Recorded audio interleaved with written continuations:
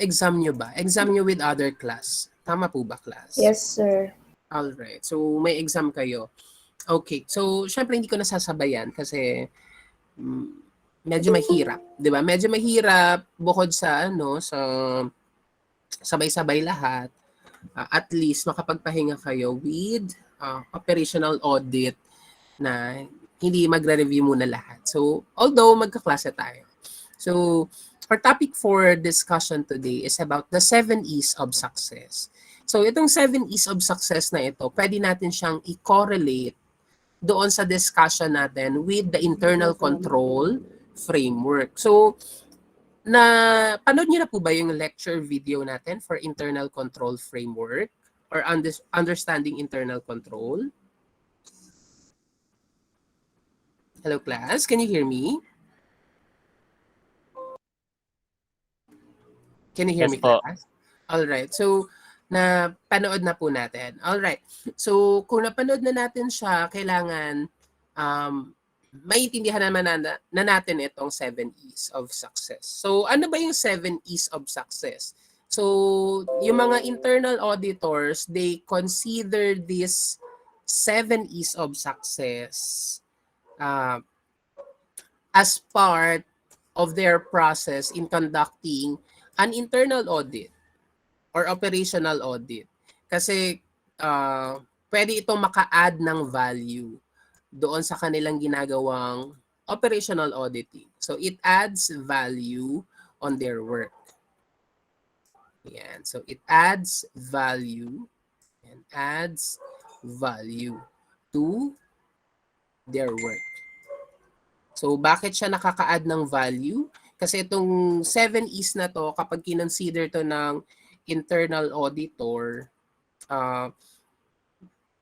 maraming natatouch, maraming nakikitang compliance or non-compliance yung sa isang organization.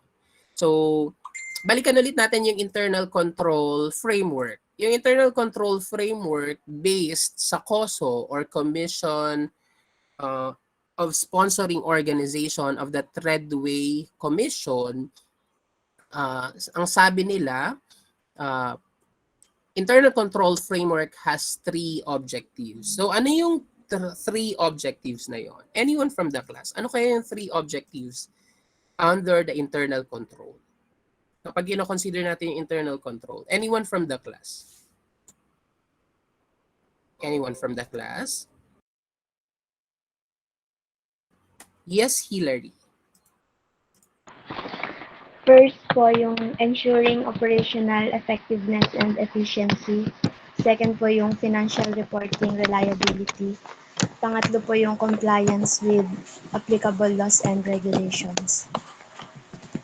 That's correct. So tama si Hillary. So yun yung pinaka-expounded objectives ng internal control framework. So tatlo yan, di ba? So tulad ng sinabi ni Hillary, meron tayong operational objective, financial reporting objective, saka compliance objective. So ito yung tatlong objectives na pinag-aaralan natin kapag iniintindi natin ang isang internal control or internal control policies ng isang organization.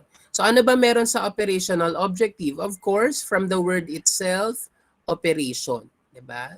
So chine-check natin yung operational function ng organization kung okay ba yung operation ng organization. So okay ba siya or hindi? Effective ba siya or hindi? Efficient ba siya or hindi? So yun yung kino-consider natin kung bakit dapat natin i-check yung operational objective. Diba? So yan yung sa operational objective naman. Sa financial reporting objective, ano naman yung tinitingnan natin doon? Bakit natin kailangan i-check yung financial reporting aspects ng organization? Why do we need to consider that as well? Anyone from the class, bakit kaya kailangan? Madali lang to kasi madali naman siyang intindihin, di ba? So bakit kaya kailangan i-check natin yung financial reporting objective naman? Anyone from the class? Anyone from the class?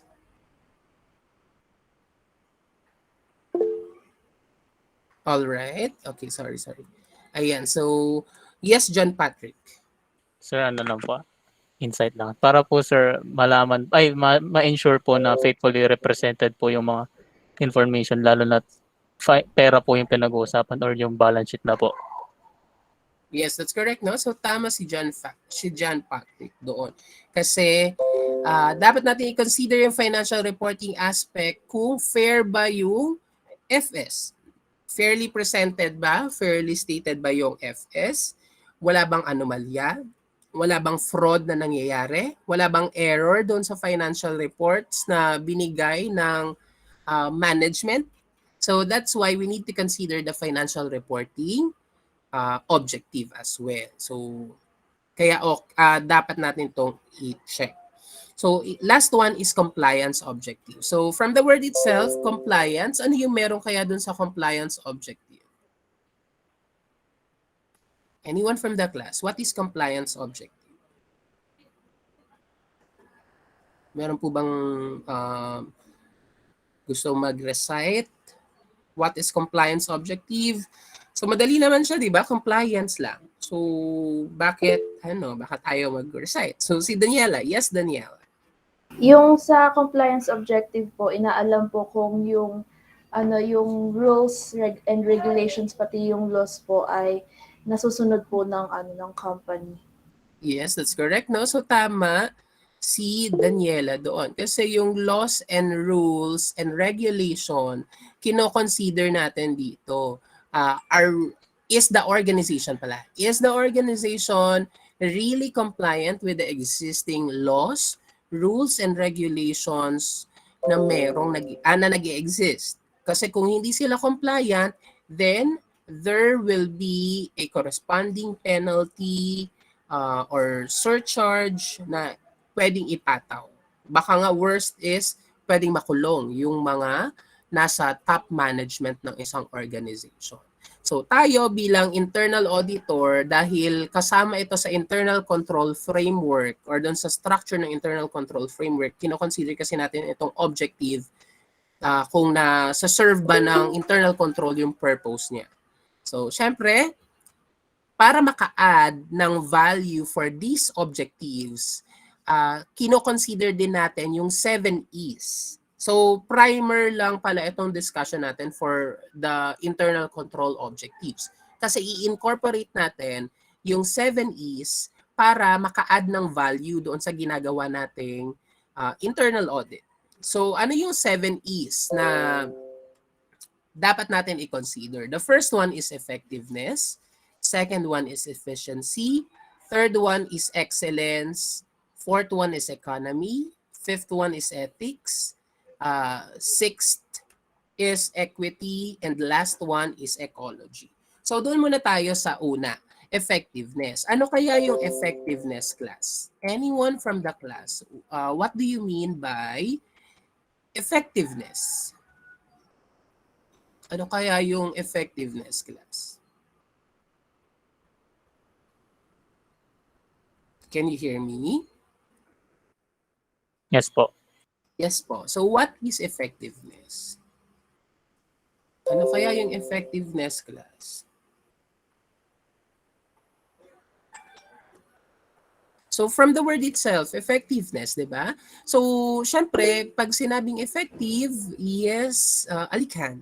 Sir, Yes. pag sinabing effective, sir, para sa akin, parang mamimit mo yung, ma-achieve mo yung objectives mo.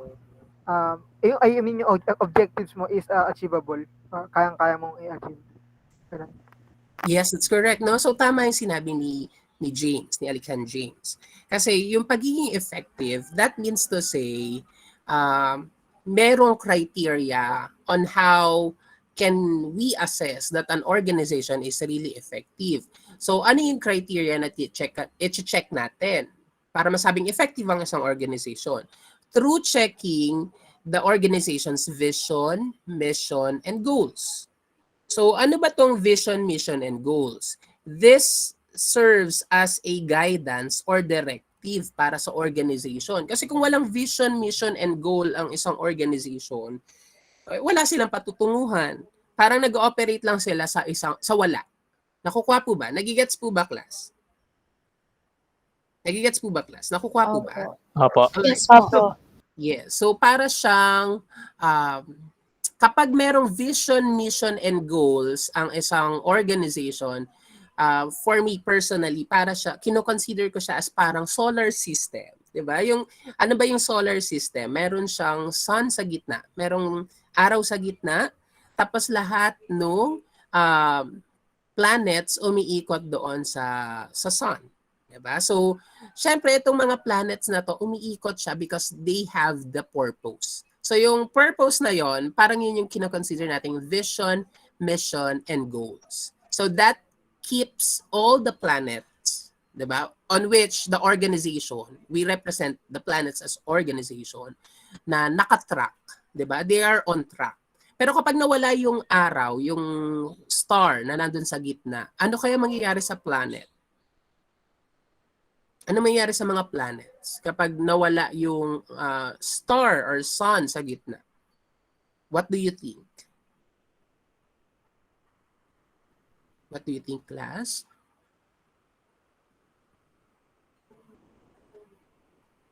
Anyone?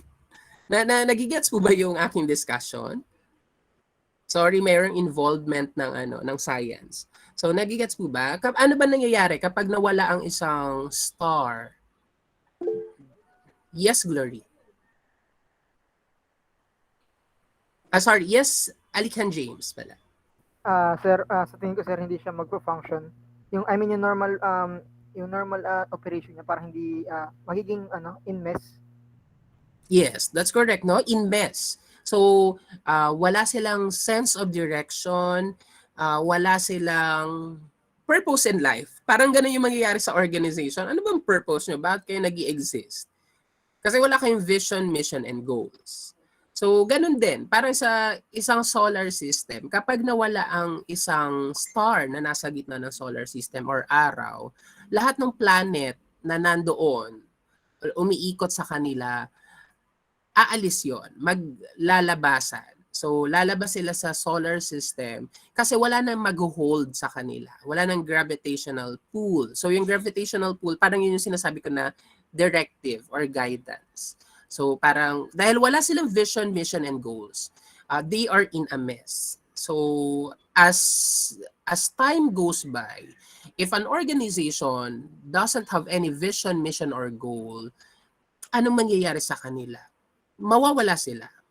Para silang bula na mawawala. They will just disappear out of nothing. Kasi wala silang track, wala silang guidance, wala silang directive. So that is how we can measure the effectiveness of an organization. So nilagay ko siya under operational objective kasi chine-check natin yung effectiveness ng operation, di ba? So, paano natin ma-check yung effectiveness ng organization? By checking as well the vision, mission, and goals ng organization. So, tayo bilang auditor, one of the 7 E's is effectiveness. Nakaka-add yun ng value while checking the operational objective ng internal control or operational objective ng organization as a whole. So yan. Ayan yung first letter E. The second one is efficiency. So ano naman yung efficiency, class? What is efficiency? Yes, sorry. Ayan. Yes, Conard. Sir, for me, efficiency, sir, is it is the use po of the labor and raw materials or the resources in the best possible way in order to accomplish a result. So, for example, if sir, sa may PowerPoint mo, sir, equal po output. So, ginagamit po yung, masusukat ng efficiency if the company will use resources and skills in the best possible way po ng paggamit po ng organization. Ayun po yung pagkakaintindi ko po. Yes, that's correct. So tama si Conard doon. Kasi pag sinabi natin na using of resources in the least possible way, 'di ba? Or most efficient way. So lumalabas efficiency refers to time, 'di ba? So kapag ang isang organization ay efficient, that means to say, nagagamit nila ng maayos yung kanilang oras. Kasi kapag lesser yung time na nagagamit ng isang organization, that means to say, lesser yung resources na nagagamit din nila. Nakukuha po ba? So, paano natin papaliwanag ng maigi? Sir, time, saka resources, paano sila nagko-connect? So, wag na tayo lumayo. Doon tayo kay RTU. So, kay RTU, diba? Kay RTU, kapag walang pandemic, diba? Sabihin natin, lahat tayo face-to-face, nakikita tayo sa school every time na may klase tayo. Kapag nandun kayo sa school, ano kaya yung normaling ginagawa ninyo, class? Ano yung normaling ginagawa ninyo? Pag nasa school kayo, so pagganahin yung inyong creativity ng inyong brain. So, ano kayang ginagawa ninyo ngayon sa school kapag nandun kayo sa school ngayon? Can you still hear me? Yes po. Yes. So, ano kaya yung normal na ginagawa ninyo pag nasa school kayo? Nasa library po ngayon. May Alright, no? pagdaldalan po. So si Thea nasa library, si John Patrick nakikipag-usap, no? So nakikipagdaldalan. So ayusin natin, engaging in a fruitful conversation, 'di ba? Or insightful conversation. Kasi si Thea sa library siya, no? So dapat hindi tayo papatalo dahil si Thea nasa library. O, 'di ba? So Natutulog lang po, sir. ay natutulog na. Kasi bawal daw maingay sa library. So pwedeng matulog. All right. So when every time we are in the school, gumagamit tayo ng oras. We are consuming time. When we consume time, we are using resources ng organization. Tayo kasi estudyante, professor, we are part of the organization. So kung part tayo ng organization, malaya tayong gamitin yung oras natin within that organization at malaya tayong magamit yung resources na meron ang organization. So, let's say for example, si Thea punta siyang library. So kapag pumunta si Thea sa library, mag-open siya ng books, accounting books, 'di ba? So syempre kapag ginamit ni Thea yung accounting books, palagi niyang ginagamit araw-araw, punta siya sa library, may possibility na yung book is masira, 'di ba? Masira, mapunit, 'di ba? Okay, kasi minsan sabihin natin, importante yung nasa page na to. So, ititiklop natin. So, tiklop. Lahat tiniklop na natin, lahat ng page. So, syempre, dahil sa paggamit, continuous usage, na-experience nung resources, nung book, yung wear and tear process, diba? So, syempre, when we allot more time doon sa library, we consume resources, no? So pwedeng ma-wear and tear yung mga libro. Another one, 'di ba? Si John Patrick naman nakikipagdaldalan, sabi ni John Patrick. Pagdaldalan ako with my classmate kasi may assignment kami. Ang hirap, gusto ko i-compare lang yung sagot ko sa kanila. Hindi ako mangungopia, gusto ko lang i-compare. 'Di ba? Ganun tayo mga accountancy students. So, syempre dahil nag-usap kayo, napagod kayo, 'di ba? Napagod kayo magsalita. May libreng drinking fountain doon sa school. So, magdadala na lang kayo ng tumbler. So, anong gagawin ninyo? The longer you engage with a conversation with your classmate, the more frequent na mauhaw kayo. So, syempre, kapag nauhaw kayo palagi, inom kayo ng inom. So, sabihin natin, tapos na yung oras ninyo sa school, pero nag-extend kayo kasi gusto nyo mag-usap pa rin regarding the subjects. So, syempre, habang nag-stay tayo sa school, nakaka-consume tayo ng resources. Nakukuha po ba? Another one. Halimbawa, nandun ako sa school, sa room natin. For example, ano bang room natin naka-assign sa atin? Hindi ko kasi alam kung anong room natin. Ayan, check ko na lang. Anong room natin? Walang room kasi tayo, naka-online. So, sabihin natin, room OB 307, di ba? Or room OB 4, wala naman 4, 308, gano'n. 307, 308. So, syempre, pag pumasok tayo sa room, ano kayang normally ginagawa natin? Bubuksan natin yung aircon kasi lahat tayo galing sa labas, nag-commute, naiinitan. Gusto natin pagpasok nating school, mag-cool down. Diba? So, syempre, nakaka-consume tayo ng resources ng school. Yung energy, yung electricity, yung aircon. Diba? So, kung walang policy ang isang organization, walang magko-control.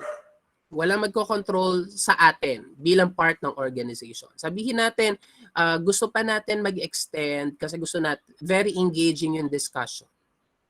So, the more time we use the facility of RTU, the more resources we are consuming. So, syempre, may policy si RTU na kapag time mo lang, kapag schedule mo lang, doon mo lang pwedeng gamitin yung room. Doon mo lang pwedeng gamitin yung aircon.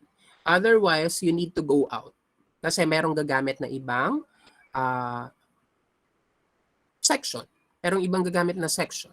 So, syempre, doon natin nakikita na yung organization is very efficient in using its resources. Otherwise, kung walang ganong policy si organization, then they are not efficient. They will not be considered as efficient kasi may ibang gumagamit but not very productive. Hindi productive yun. Alright. So, kung makikita ninyo sa efficiency, it relates to time. Kasi the lesser time, the lesser the resources. Makikita natin na efficient yun kapag kahit na lesser resources yun na consume, meron pa ring output. Or mas better, mas maraming output na napoproduce. Diba? At a lesser time and a lesser resources, nakaproduce ng maraming output yung organization. So, was okay para sa atin. While yung effectiveness naman, it refers to performance. So, yung performance ng isang organization or ng operation. Yan. So, yan. Lagay natin dyan. Performance. So, yeah, sorry, pasensya na. Sinusulat pa. Performance. So, balikan lang natin ha. Ayan. Diba, mission, vision, and goals. Si RTU ba may vision, mission, and goals? Meron po. Yes. So, supposedly, lahat ng organization dapat merong vision, mission, and goal. Kasi, tulad ng sinabi nga natin kanina, kapag walang ganon, walang direction ang isang organization. Di ba nung first year nga tayo, pinapakabisado yan sa atin ng iba nating professor? Di ba? Like yung English teacher natin, sabi, okay lang kabisaduhin yung vision, mission. O kaya yung department head natin. Di ba? Yung kapag siya naging professor ninyo ng first year, papakabisado niya sa inyo yung vision, mission, and goal ni RTU. So, kasi doon natin malalaman ano yung direction ng organization. All right. So that these are the first two E's na dapat natin i-consider while conducting operations audit. So, ito, short discussion lang sa manufacturing companies. Di ba sa manufacturing companies, they produce goods or production outputs or units. So, sabihin natin, ang isang organization, nakaproduce sila ng 50,000 units. Ayan. So, 50,000 units of products in one day. So, 50,000 units of products in one day na i-produce nila. So, ano ba yung normal capacity ng isang manufacturing company? Sabihin natin yung normal capacity nila to produce product in one day is 50,000. Diba? 50,000 units of output. So, sa tingin ninyo, class, nakaproduce yung isang manufacturing company ng 50,000 outputs ngayong araw at ang normal capacity pala nila is 50,000 units per day. Sa tingin nyo, efficient ba yung work ng organization, ng production team or production unit? Yes or no? Yes po. Yes. Diba? Yes siya. Bakit yes? Kasi, kung makikita ninyo, normal capacity is 50,000 and then ang na-produce is 50,000. That means to say, nagamit nila ng maayos yung resources ng organization at nagamit ng maayos yung time na nakaalat for the production. So that means to say, very efficient ang isang organization. or isang manufacturing company.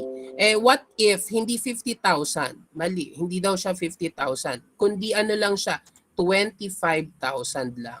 So 25,000 a day lang yung napoproduce niya. Pero ang normal capacity niya is 50,000 units. So can you consider that an organization or a manufacturing company is effective with this scenario? Yes or no? No po. No Hindi. po. 'Di ba? So hindi siya efficient. Hindi natin mako-consider as efficient, 'di ba? Sabihin natin tayo yung internal auditor. Tapos sabi ninyo hindi siya efficient. Bakit hindi siya efficient? Kasi hindi niya na-meet yung normal capacity nung production. Siyempre tayo bilang auditor, hindi tayo magpi-pinpoint agad. Hindi natin hahanapin kung sino may mali. Yung fault finder, hindi tayo ganon. We will not do that. So, anong gagawin natin? Kailangan natin hanapin kung ano yung root cause. Mamaya kasi may root cause. Mamaya kasi meron talagang pinaka-problema. So, naalala po ba yung bottleneck in production natin? So, naalala po ba yung bottleneck in the production? So, ano ba yung bottleneck? Di ba yung leeg ng bote? Ayan. So, gawa tayo ng bote. Ayan. So, lagayin ko dyan ng bote. Ayan. So, lagay ko dyan. Ayan. This is the bottle. So, for example, bote yan. Yung bottleneck, di ba ito yung bottleneck? Ayan. Nakikita po ba yung aking drawing? Yes, Can you sir. Ayan. So, syempre, Yes po. yung bottleneck na yan, kung makikita ninyo, para siyang imbudo. Kung dito sa loob ng bote, 50, sabi natin 50 liters yung laman. Kapag dumaan siya doon sa neck ng bote, liliit yung yung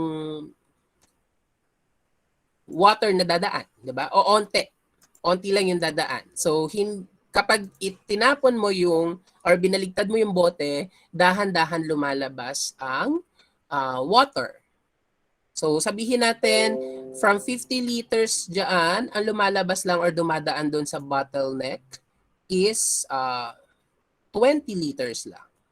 20 liters lang ang lumalabas or 10 liters. Sabihin na 10 liters. Okay, 20 liters. So lumalabas, onti lang yung lumalabas or dumadaan, nakaka-consume siya ng mas maraming time. So sa atin naman sa accounting and auditing, tinatawag natin yan bottleneck in the production.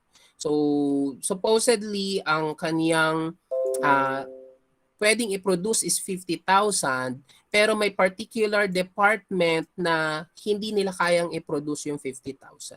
So, onti lang yung kaya nilang i-produce kasi meron silang problem with their machines. So, yun yung masasabi natin, ito yung bottleneck doon sa production natin, sa production process. So, di ba, imagine niyo kino-consider nyo pa lang yung effectiveness saka efficiency na naso-solve nyo na yung problem ng organization pagdating sa operation. So, ganon kayo bilang isang internal auditor. So, yan. So, we're now done with effectiveness and efficiency. Let's go on the third letter E. So, ano naman yung third letter E natin? Third one is the excellence. So ano naman yung excellence? Anyone from the class, what do you mean or what do we mean by excellence? Ano po ang excellence, class? Ano po yung excellence, class? From the word itself, ano kaya yun? Ano yung Yes, Jamaica. Yung pagiging best po ng isang entity sa kanilang performance. Like for example, kung timely po ba nilang nami-meet yung goals, like merong innovation pagdating sa goals, tapos po magre-reflect po yon doon sa financial statements ng ng company. Makikita doon kung maganda po ba yung standing nila ngayon. Kung sila ba yung pinakamagandang standing sa taon na to, parang ganun po.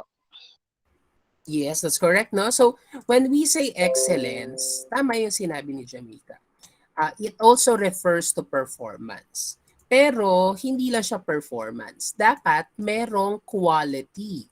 Yan po yun. So, dapat yung performance daw is of high quality. So, lagay ko lang dyan, ayan, quality. So, para masabing performing excellently ang isang organization, yung performance nila which is being measured through effectiveness ng organization, dapat of high quality. So, paano natin masasabing of high quality ang performance? Kailangan efficient din ang isang organization. Tapos, merong economical value. So, lumalabas pala, itong excellence na to, yung excellence ng isang organization, tatlo na yun na consider natin. First one is effectiveness. Second one is economy.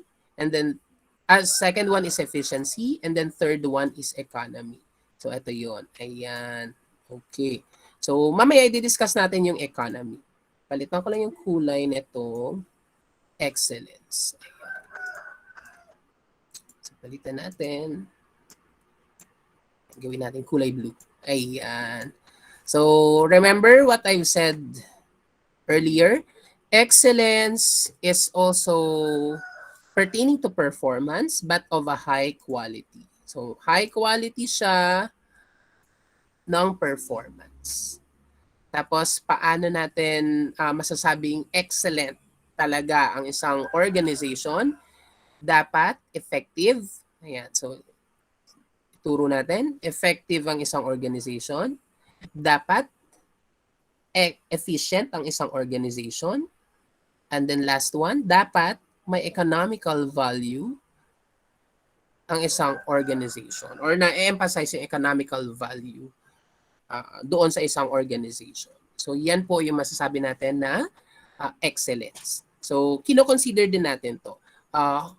Kapag excellent kasi ang isang organization or na-emphasize yung excellence nila,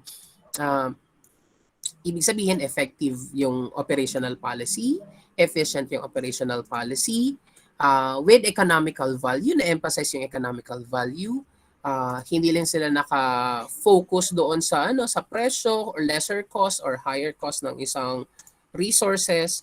They also check the quality of the resources as well. And then yung performance nila dapat with quality. So that is excellence. Fourth one is economy. Ano naman yung economy? What is economy, class? Anyone from the class? What is economy? From the word itself, economy. Ano po yun? Anyone from the class?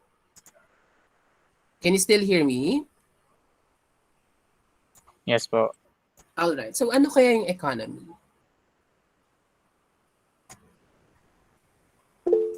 Yes, John Patrick.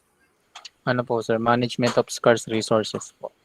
Yes. No? So tama yun. Management of scarce resources. So when we manage scarce resources, we also consider the price. Diba? We consider the price, but not only the price. Diba?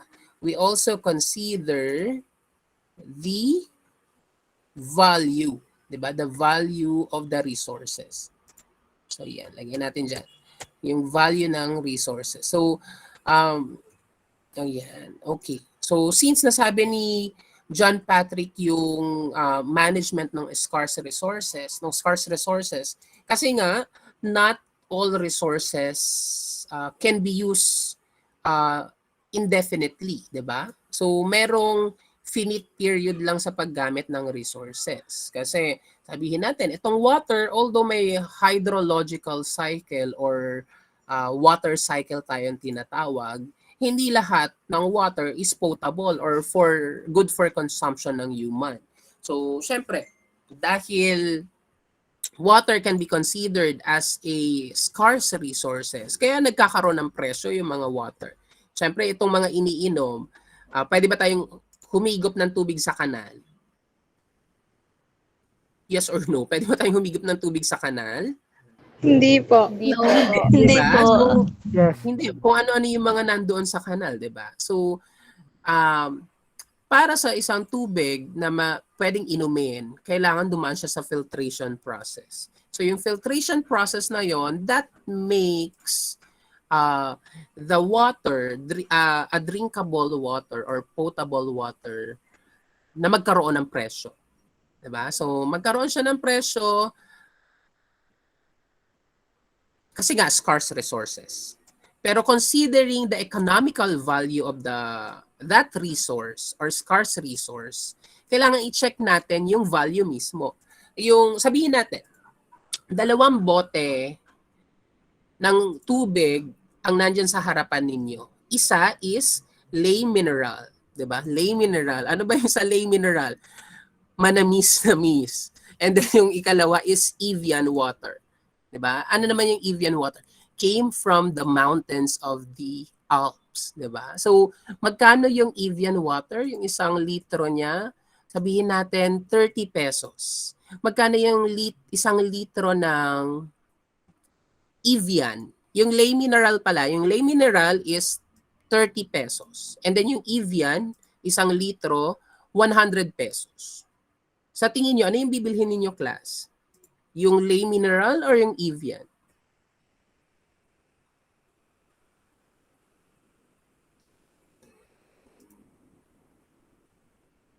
Can you hear me? Can you still hear me, class?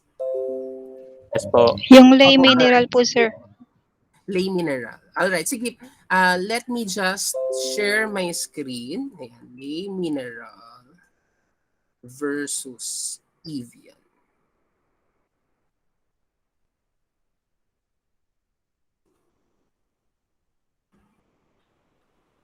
Ayan. Okay, so let me just stop sharing, then I will reshare my screen. So para mapakita ko sa inyo kung ano ba yung tinutukoy ko. Ayan. So sharing my entire screen. Yeah. Please let me know if you can see my screen now.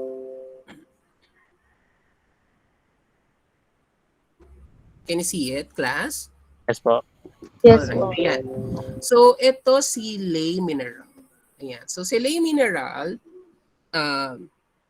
magkano ito? 9 pesos. Ayan, nakikita po ba? 9 pesos yung ganito kalaki. 600 ml. O imagine niyo 600 ml, 9 pesos lang. So, ang 1 liter niya, 1,000 ml, nasa 18 lang, 20. So, magte 20 pesos na ang 1 litro. While yung Evian, so check natin ang Evian water. Ano yung presyo ng Evian? Ayan.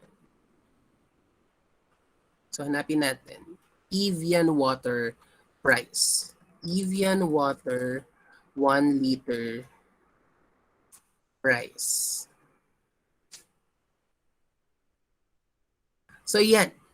Yung 1 liter nila, 85 pesos. Diba? Evian water, natural mineral water, 1 liter, 85 pesos. Unlike yung lay mineral kanina. So, hanapin natin yung lay mineral. Lay mineral water, 1 liter price.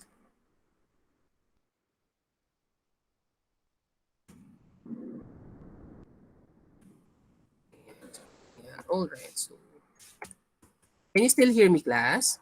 Yes, sir. Yes, Opo. sir. Sorry. Yes po. Okay, so akala ko nag-stop yung aking internet. Hanapin natin dito. Ayan. 1 liter. Tama ba to? Lay mineral. 1,500. 600. Ito, Evian.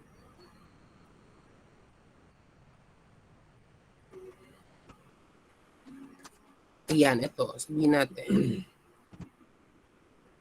17. Ayan, okay. So, ito, lay mineral water, ang 1.5 liter niya is 17 pesos. While si Evian water, ang 1,000 ml niya or 1 liter niya is 85 pesos. So, kung kayo yung bibili, anong gusto niyong bilhin? Yung Evian or yung lay mineral?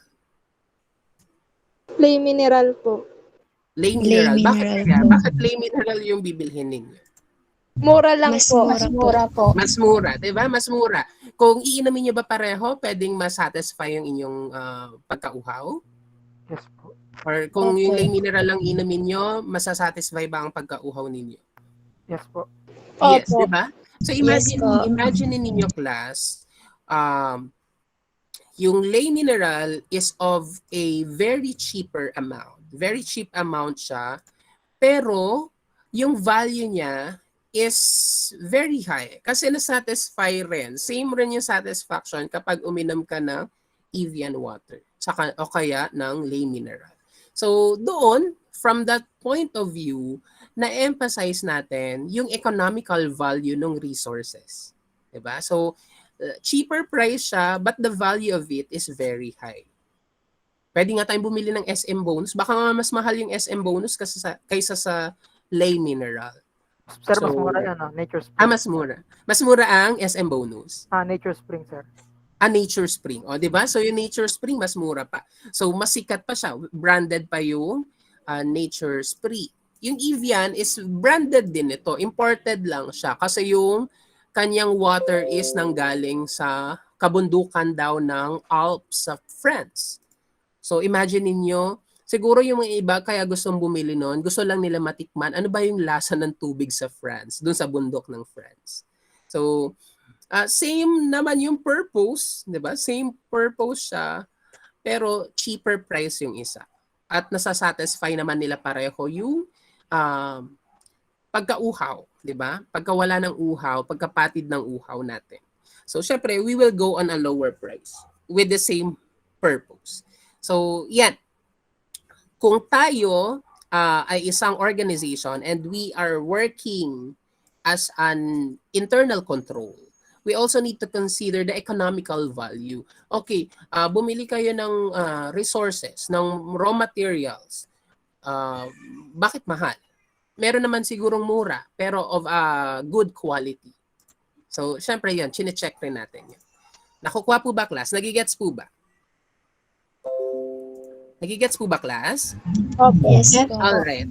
Okay, so yung economy pala, pwede rin itong mailagay, mai-consider natin kapag chine-check natin yung operational objective ng isang organization. So pwede rin natin i-consider ang economy sa operational objective. Yung excellence din, pwede rin. Ayan. Pang ilan na tayo? Fifth one, ethics. Ano naman yung ethics, class? What is ethics? What is ethics, class? All right. So sorry. Is that Eleonora? What is ethics? Acceptable moral principles that govern organization behavior po.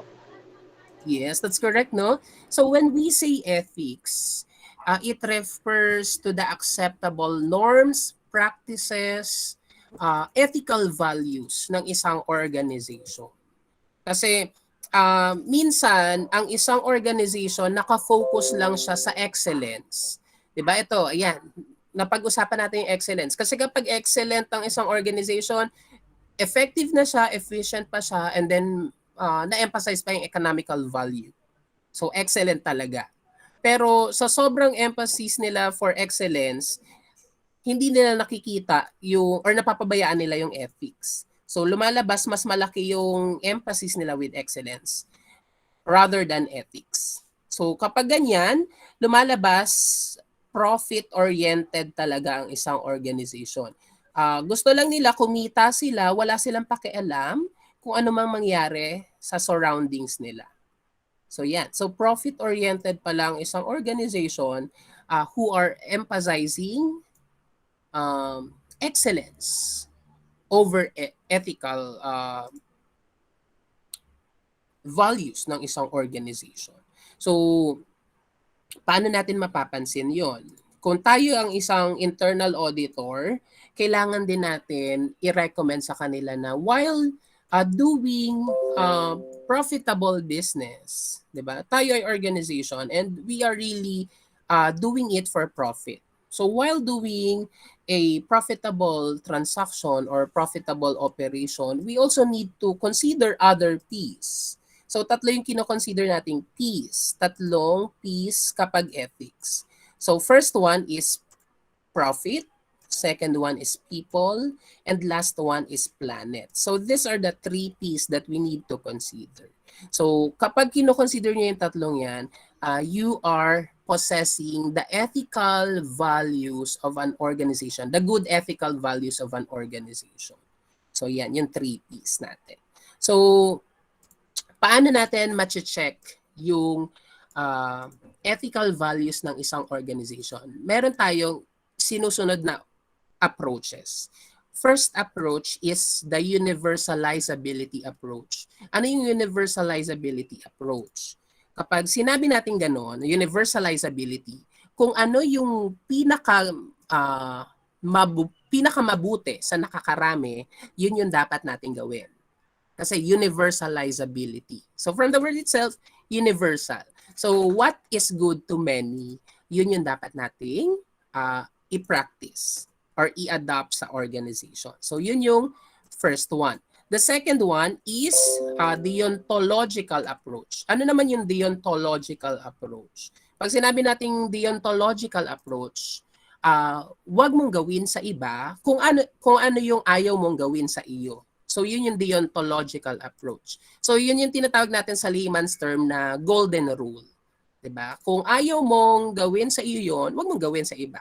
Kung gusto mong gawin sa iyo yun, edi gawin mo din sa iba, 'di ba? So doon na umiikot ang ethical values ng isang organization. Marami pang approaches. So we can discuss it in the future or later.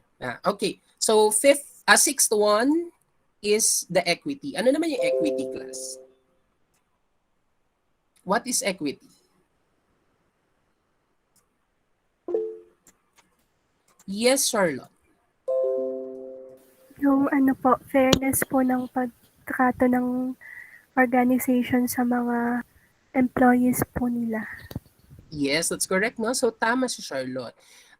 Yung equity naman, it refers to the treatment, diba? Treatment ng isang organization not only to its employees or members of the organization, but to other people, customers,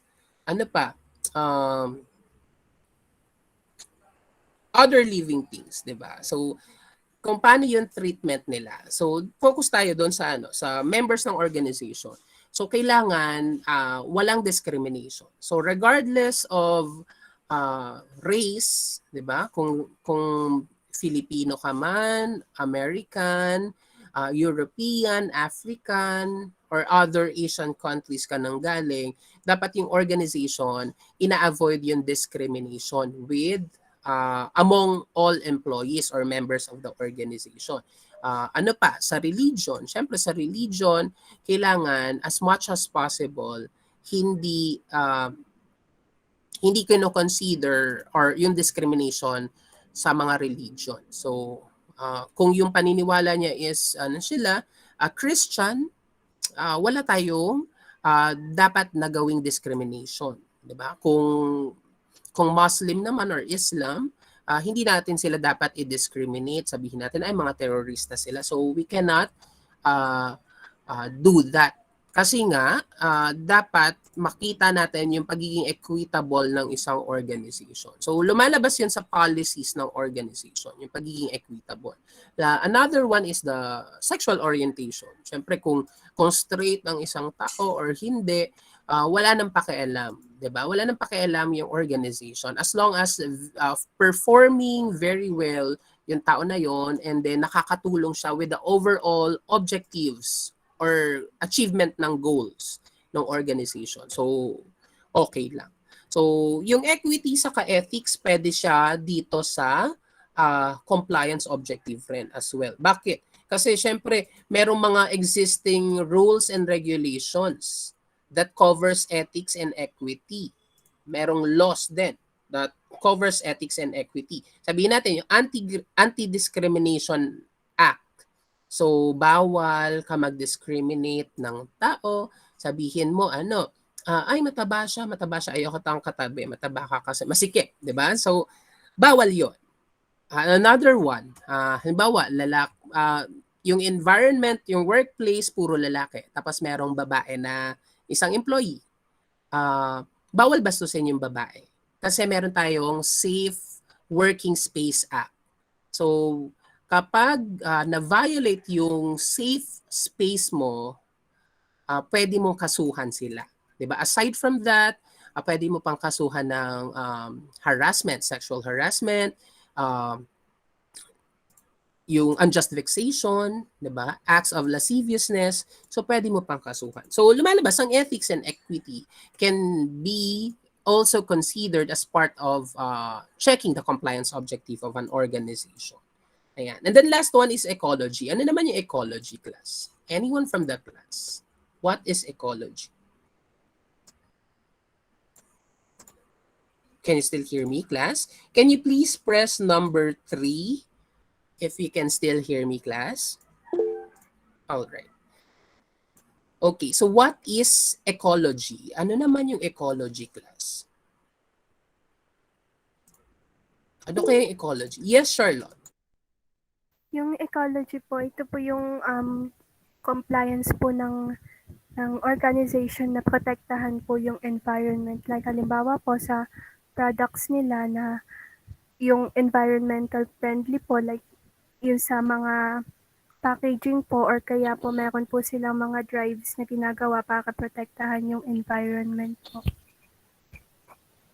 That's correct, no? So tama si Charlotte. So from the word itself, ecology, kino-consider natin yung ecological aspects, environmental aspects, ecosystem, 'di ba? Yung tao, kung harmful ba yung product sa environment. Dati, nung mga bata pa tayo, nung maliliit pa tayo, baka nga wala pa kayo noon. Yung mga sabon noon, yung mga sabong panlaba, nakakahilo yon sa mga isda.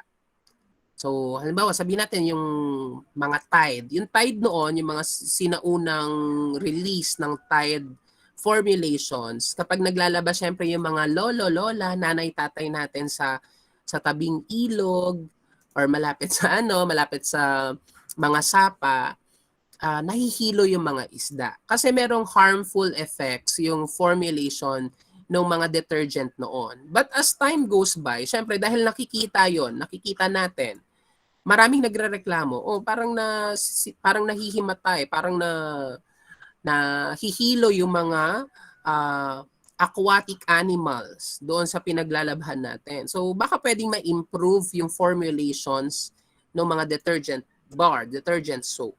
So syempre hanggang ngayon na bago na yung formulations ng Tide, ng Surf, ng Breeze, ng Ariel, okay na sila, environment friendly na sila. So lumalabas, pwede rin pala natin i-check yung ecological aspect as part of the 7 E's of for attaining the success, 'di ba? Successful organization. Kasi kung mapapansin niyo, sa tingin niyo kaya class, kung hindi sumunod yung makers ng Tide, makers ng Surf, Breeze, Ariel, sa tingin niyo bibilhin pa kaya yung products nila? Ngayon? Bibilhin pa ba yun ngayon, class? Can you still hear me? Yes po. Alright. So sa tingin nyo, kung noon nakita na ay nahihilo yung isda, maraming namamatay na isda kapag marami kang nilagay na sabon doon sa sapa. Sa tingin nyo ngayon, bibilhin pa ba yun ng mga tao? Or hindi na? Hindi na po. Hindi na. po. Harmful pala yon sa environment. Ganon din, di ba yung mga laruan noon? Lahat ng mga laruan na may pintura, merong lead content.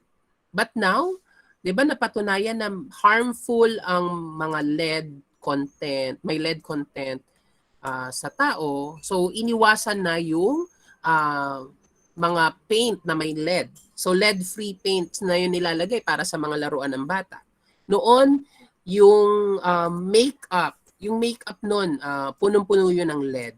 Kung mapapansin nyo dun sa European countries, di ba? Sa European countries, mapuputi yung mukha ng mga tao. Yung makeup nila nun mapuputi. Nakikita nyo ba yun? Na-visualize nyo ba yun? Opo, sir. Yeah, so may papakita ko sa inyo. Sino ba yun? Si Queen Victoria ata yun. So let me just... Sa Royal Family. Yes, that's correct. So pakita natin. Papakita ko lang. Last na lang ito. Ayan, so papakita ko sa inyo. So let me just stop sharing again. Then I will reshare my screen. So yan, 4 o'clock na. Okay. Ayan. So, can you see my screen now, class? Yes po. Alright. Yes po. Okay. So, ayan. So, sabihin natin, si Queen Victoria noon, um, mapuputi yung mukha nila. No? Aside sa pagiging maputi talaga, minsan pinapaputi nila ng husto yung mukha nila kasi nilalagyan nila ng makeup. Yun yung symbol ng pagiging mayaman, 'di ba? The more makeup you put on your skin, uh, lumalabas na nasa alta sosyedad. Ano yun? Alta sosyedad ka na level. 'Di ba? Nandoon ka sa class A level na mga tao. Nung panahon na yon, um, ang tawag doon, nung panahon na yon, yung mga makeup noon is punong-puno ng lead. Harmful siya sa atin bilang tao. And one effect ng lead sa atin is nasisira yung laman nung pinaglalagyan ng makeup. For example, yung skin mo, habang tumatagal yung exposure mo sa makeup na may lead, nasisira yung skin mo, parang nabubulok, parang hindi na siya nagiging smooth. So, syempre, habang tumatagal, para magmukhang smooth yung skin mo, dadamihan mo yung makeup. Papatungan mo, parang concealer. Wala pa namang concealer nun. So, syempre, habang nasisira yung skin mo, the more you use the makeup with lead. So, yun yung naging effect. So, harmful siya. Dahil harmful siya, hindi na siya ngayon acceptable to use. So, hindi na siya pwedeng gamitin. Almost all of the products na pang makeup are lead-free na.